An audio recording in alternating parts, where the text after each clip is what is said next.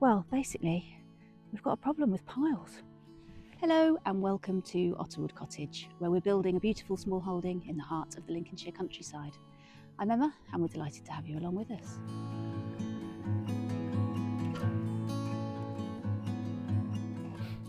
Now, those of you that have been watching for a little while are probably expecting a polytunnel video today, but as you can probably see, and maybe even hear, the weather has got other plans for us this weekend. Today is Saturday. We were hoping to work on the polytunnel. We've got everybody home for the weekend. We do have some visitors coming later, but we still thought that we had enough time to get the polytunnel skinned. But it's early morning, it's already pretty windy, and we're expecting this afternoon up to 30-mile-an-hour gusts. And it's just not worth us trying to get them on, get frustrated. The covers are likely to rip or pull us away or be hard on our arms. So we've reluctantly made the decision to delay probably now until next weekend, because tomorrow's not looking much better for wind and the weather does look like it's improving. I say that, it's beautiful sunny, the weather is stunning, it's just too windy to be playing around with polytunnel covers. So not quite the weekend we had planned. Nevertheless, there is of course plenty to be doing on the small holding. And so what I thought I'd do instead today is take you on an anti-plot tour. Now normally when people take you on plot tours, they show you all the beautiful bits and all the progress they've made. And we are instead today going to show you all of the things that are still to be done because, well, basically we've got a problem with piles. So what I'm going to do is take you around a little bit of a tour of all of the various piles of stuff that we are still to deal with, have to move, have to manage. I'll take you around one by one, tell you what the plans are for each of the piles of stuff, and it'll give you a bit of an insight into what's coming over the next couple of weeks. Just as a reminder, I've got the next couple of weeks off. Mr. H has also got a week off later in the week, and we've got little Miss home, so lots of time and lots of hands on deck to be able to get stuff done, which is exciting. So as well as the polytunnel, there's lots of other projects we're going to be getting on with, most of which do involve moving piles of stuff from one place to another. So I'm going to give you a bit of an insight into what's going on with the piles. Here we go. So pile number one is this pile of fantastic finely shredded wood chip. I'm going to try and stand by all the piles just to give you a bit of a sense of scale. So I'm going to walk around this one. It's a pretty big pile of stuff. It's a good, I don't know, 25, 30 wheelbarrows full probably. And this is destined to go on pathways or on the top of beds over in the veg plot or pathways through the woodland. I'm going to turn you around now to a pile that's sitting just next to it. Okay, our second pile is a pile of logs. Came from the same website. It was a different person that dropped these off along with the first lot of wood chip that we showed you. There is actually a little bit more wood chip sitting underneath these logs, but there's some really big ones, and this one in fact is starting to shoot and grow new plants, which is interesting. So most of these are destined to go in the clearing in the woodland or around the woodland as kind of seating areas or wildlife areas, just to sit, to rot down, to give some interest to the landscape.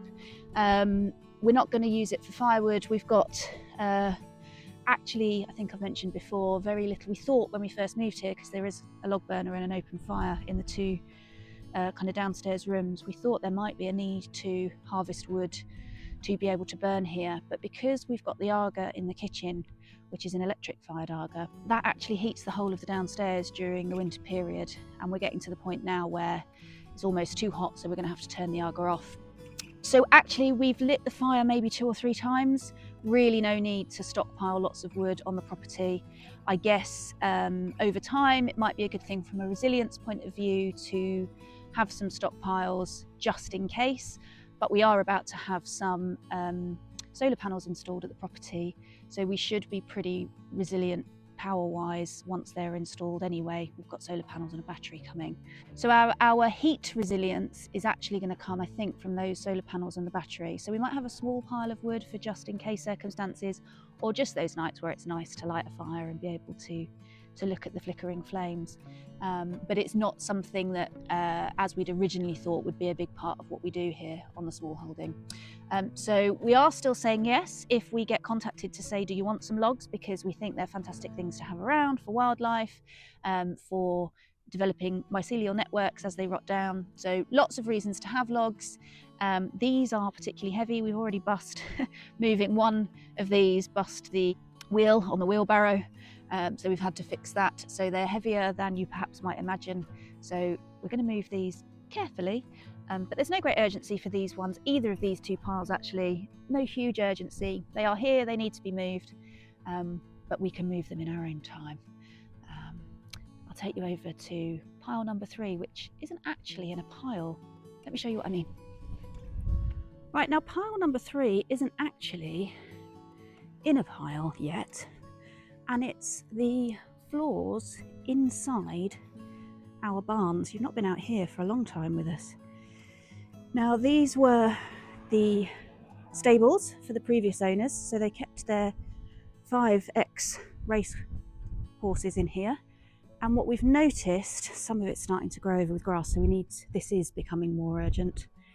What we've noticed is the ground in here is absolutely fantastic, effectively compost. It's rotted horse manure and bedding, which has rotted down to this amazing black gold crumbly material, which we absolutely want to dig out and use on the beds because it's going to be just magic. So you can see the life it's supporting, mycelial networks, which you can see where we've just, I don't know if you can, the white of the mycelium that's developing under here. So this is going to be absolutely fantastic material to take from the 3 barns. There's going to be a little bit of work in pulling out this grass where we've got grass ingress coming in. We need to do that anyway because we don't want this to become too grassed over in here. So they're rather flat piles, but piles nevertheless, which we want to shovel up and move. Now pile number 4, again, isn't in one neat pile, but it's this pile here of turf that we've taken from all the way along this fence, and actually all the way around the fencing, all the way around the growing space in the woodland next to me. Now that turf is in piles ready for the rabbit fencing to go in, at which point we'll be able to deal with those piles and flip the turf over and put it back on top of the rabbit fencing that we're burying. That's a really big job that, as you know, I've been banging on about for what feels like months now. It can't be that long because we haven't been here that long, but it feels like forever.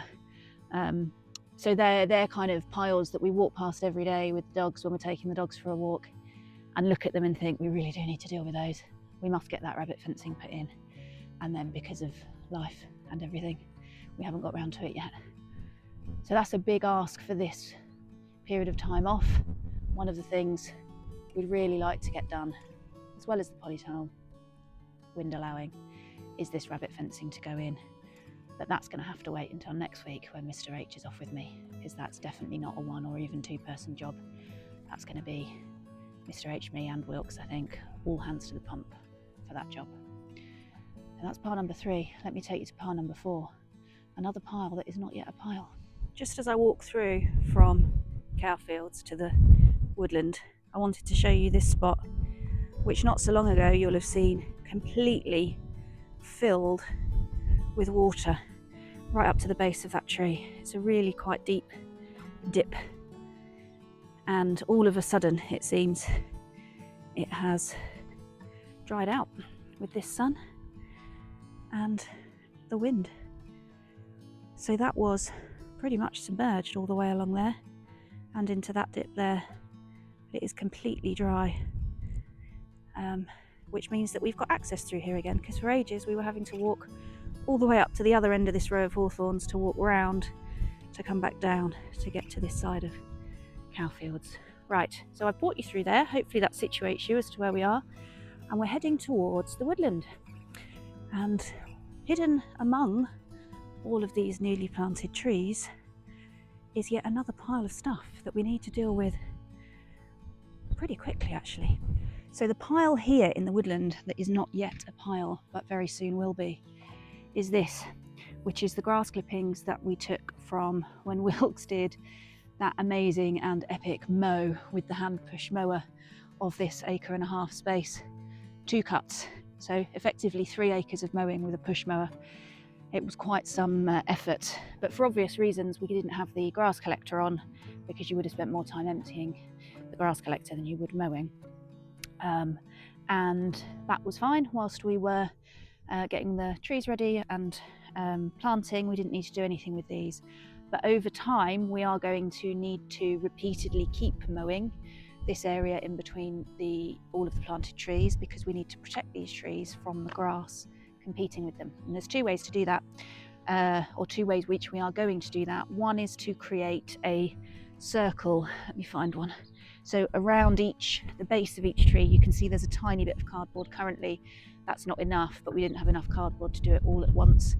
So we're going to create a circle of cardboard around each tree, and then use one of the other piles, which I'll show you in a minute, of clay to keep that suppressed and keep the grass suppressed. But in the meantime, the grass that's left, we need to keep mowing, and keep mowing it very short. And one of the pieces of advice is not to leave the grass cuttings on top of that, because they will rot down and make the grass very fertile, which then makes it more stronger and more able to compete with the trees. So what we need to do is rake all of this up in between all of the trees and take it over to a compost bin, which is not yet built, which is another job we need to do. But just for now, put it in yet another pile, and it can sit somewhere to rot down. It's not a pile that we need to do much with other than collect and ideally mix into an active compost pile as some green among some brown. Pile number 5 is this pile of clay that came out of the pond, which you've seen us working with before. And I think we've probably shifted about somewhere between 1/3 and 1/2 of the pile so far. But for context, it's up to around my waist height. Width-wise, you can see how wide it is, and it's probably twice as long as it is wide. So there's still a fair bit to shift. Now, what's going to be interesting with this is moving it wet was hard work, because it was really heavy when it was wet. It's really dry and crumbly now, certainly on the surface. I don't know what it'll be like when we get deeper into the pile, which will make it lighter, but it is also much harder to break apart. So getting the spade in here is going to be pretty hard work, I think. On the upside with this pile, although it looks unsightly, it's not a great thing to have just sitting on our land. It's also not doing any harm. We don't need to move it desperately. We don't need it out of the way for anything else that we're doing. And it's more really the urgency of protecting the trees than it is of moving this pile. So we do want to get on with that. It is kind of midway up on the list of priorities, but it can be done at our own pace and in our own time. It doesn't need to be done in any kind of rush. It's not the only spoil from the pond, however. So this is pile 5. I'm going to take you over next to piles 6, 7 and 8, which are all connected and are the other piles of spoil from the pond. So for piles 6, 7 and 8, I've had to put you on wide angle lens to be able to fit them in. So just for scale, they're pretty much as tall as me. And you can see if I walk along here, it gives you a good sense of the scale of the piles that we're dealing with. In terms of how far back they go, they're as wide as they're broad. So there's a lot to manage here. Now the reason we're calling this 3 piles and not 1 is that they're actually made up of slightly different materials. So this pile here is a mix of clay and topsoil, but is majority clay. The pile next to me here is mostly topsoil with a little bit of clay in, and the pile over there is pretty much entirely topsoil. So they do have different purposes on the land. So this is pile 6, mostly clay, And we're going to use this to top the berms, which I'm going to show you in a moment, because what we're hoping to do over there is to grow some wildflowers across the berms, and wildflowers don't like really rich soil, so this mix of clay and topsoil should be a good medium for them to grow. Now, we had originally planned, and I had dreams of, a whole swathe of wildflowers throughout the meadow, along the avenue, on the berms, over on the other pile where we're going to be growing our squash. And then we looked into the cost of wildflower meadow seeds, and for a space our size we are talking thousands of pounds in seed costs alone, and it's just not something that we can commit to that much money at the moment. So I think what we're going to do is buy a much smaller packet, the kind of size you'd buy for any regular back garden if you were going to do a small wildflower patch, sprinkle those on one of the berms, and then over a period of years allow those to self-seed and spread and grow, and it will be a much more organic growth of the wildflowers on the plot. It would have been fantastic had we been able to invest the money into kind of huge sacks of wildflower seeds, but realistically there are just too many other priorities and we can't do it. But the ones we do buy, this will be able to support that as a great growing medium. And then as we move through the other types of soil, the mostly topsoil with a little bit of clay will be spread on various places around the smallholding, and the topsoil that is pure topsoil will be going over into the veg bed, the veg plot, and we'll pop the compost on top of that. So all of these piles, enormous as they are, do have places to go over time. And again, just like with the clay, no great urgency to move these. We'll move it as we need it. So pile number 9 is our large berm that we've created for supporting our squash and pumpkin patch. And this is a berm that, here come the dogs. Hello, hello, hello, hello. So this pile is more or less complete, because the way we're going to make this work is we will dig a hole into wherever we want to plant our seedling. We'll grow the seedlings in the house, dig a hole, fill that with compost, plant the seedling into it so it'll have the compost to feed on, but we'll be able to scramble across this whole area. And I'm really pleased that we've built this. Squash is something that we've always been quite careful of in the past in terms of the quantities we grow, just because they take up so much space, because they're a scrambling plant. So having this space where we really can just leave them to do their thing means that we'll be able to grow a lot more plants than we have in the past. And squash is one of those vegetables that stores really well over the winter. So hopefully all year round we'll be able to be growing and eating our squash and pumpkins. So that's the plan for here. We may well add some of the poorer quality soil from piles 6, 7 and 8 that I just showed you. And I do have some creeping thyme seeds, again nowhere near enough to cover this whole area, but I might sprinkle some creeping thyme so that over many years it can creep across this whole area. So that's number 9. Let's go and look at number 10, which is just next to me here. Pile number 10, I probably could refer to this as 10A, because actually there are several little piles all scattered around the property which feed into the job that we need to do with this pile here, and that is to chip. These are teasels. I've also got the old fruit trees, the ones that didn't survive from the fruit cage when the rabbits girdled them. There are various other trimmings and clippings from trees and shrubs that are situated in various small piles around the property, which I need to pull together into one area and put through the chipper. So at some point over the next couple of weeks I am going to get the chipper out, get that fired up. Otter thinks one of those trees is a puppy stick. So at some point over the next 2 weeks I'm going to get the chipper fired up, collect all of these piles together, which will of course create another pile ready to go on pathways and elsewhere. Let's head off to see pile number 11. Pile number 11 is one you have seen us working on when we were taking up the pathway. So this is the turf which we've been laying upside down, so the grass is underneath and the mud is on top, into this big pile here. The pile I think I've explained before is one that we are still in the process of creating. We have been, as we've been taking turf up, that's been going on this pile, and the idea here is that over the summer we'll leave it open. When the wetter weather comes in the winter, we'll cover this over with a tarp or something similar, and this will rot down into some fantastic, we think, will rot down into some really fantastic compost for either next season or possibly the season after, depending on how quickly it rots down. We have made compost out of turf before. It turned into absolutely fantastic compost.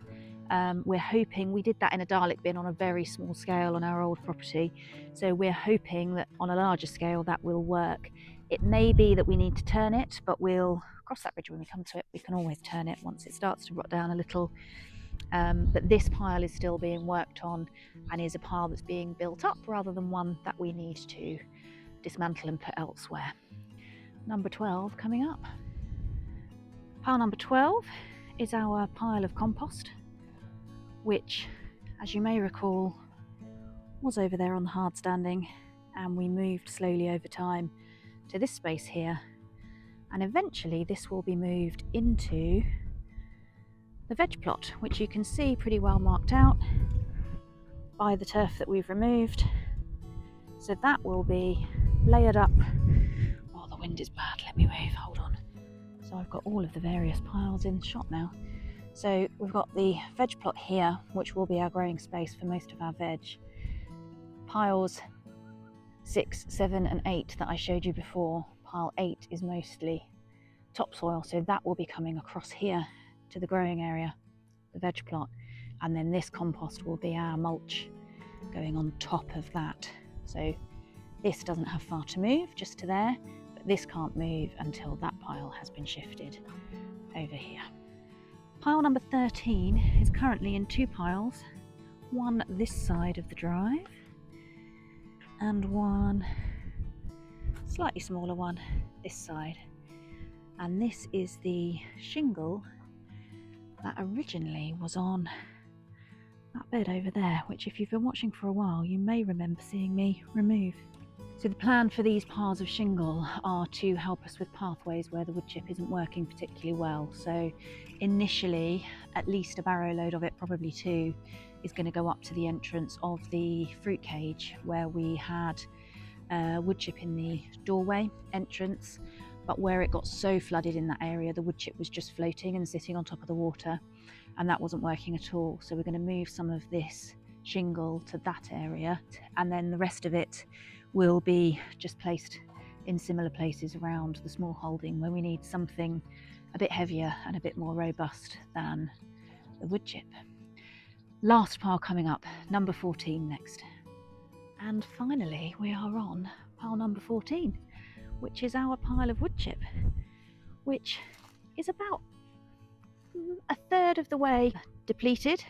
I think you can just about see from the markings on the hard standing where it was coming out to at the point it was delivered. And this is the pile that Mr. H and I have been working on for most of today. And if we take you over here, this is what we've been working on. So you've been seeing for quite some time now us building this pathway, and as you can see it's nearly all the way out to the fruit cage. We're going to take it right round to the entrance to Cowfields, and we've also got pathways to take up and through the woodlands. There's various pathways. So there you go, 14 piles of stuff to either move, grow or plant, do something with. I hope you've enjoyed today's anti-plot tour. I will at some point show you the plot tour of all the positive things and the progress we've made. I think you've probably realised by now that this channel is all about the reality. And the reality for us at the moment is we've got a lot of piles of stuff to move, a lot of piles of stuff to deal with. So at some point soon I will definitely do a more traditional pot tour where you can see the progress we've made and not just the piles of stuff that we need to move. But I hope you've enjoyed it. I'm planning to share lots of what we're up to over the next couple of weeks, so expect lots of videos in the next few days. Enjoy your Saturday evening and I'll see you tomorrow. Bye.